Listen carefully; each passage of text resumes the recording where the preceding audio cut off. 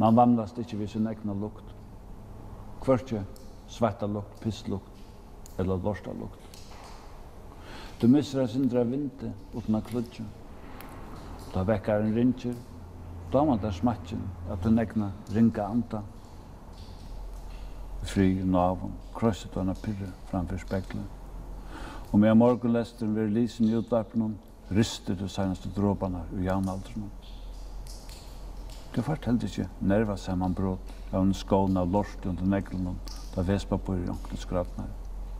Du lykka gåur vid en lukt som du lømmes vid en gammal tendrara, eller vid en jakka som du sjåreist ut i årene, løyvig av det glupsk, vøkur og enslig eie.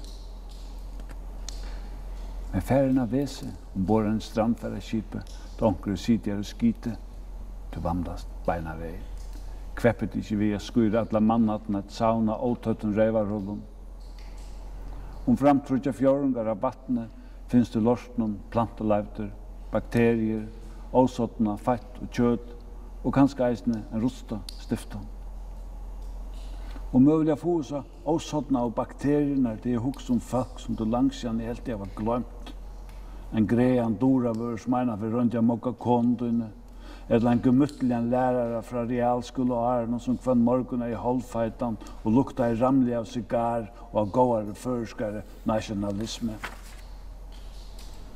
Jeg minnes en eldre lossara ur Nølse som de kallar Køstaprofeturin. Vi okkara kato egen med mævren en fottenleivd. Vi visste ikke at det er en litryka malbrutje lov rovene av gamla havnarmalen. Tøyen gramte hans at han tog seg lort i høvestaden. Hei okkar åren og leftra som blonter og knipplingar. Vi hadde mist sambandet vi rødrene, sier han. Hadde glemt at skapene verste var en veldig køster, negva for større enn havnen. Han omboi en hoksonarat som fjordungsøld sættene fikk staselig heite økologisk medvitt. Ved vindan tjamar, så ikke Nølse bygd. Onkelstein i kyrkjegæren ligger profeteren. Og eldre bror, kanskje grokva kvanner vid et leie.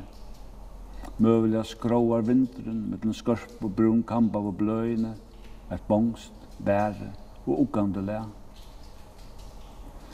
Men framvis tåsar røntgen lort i havnene.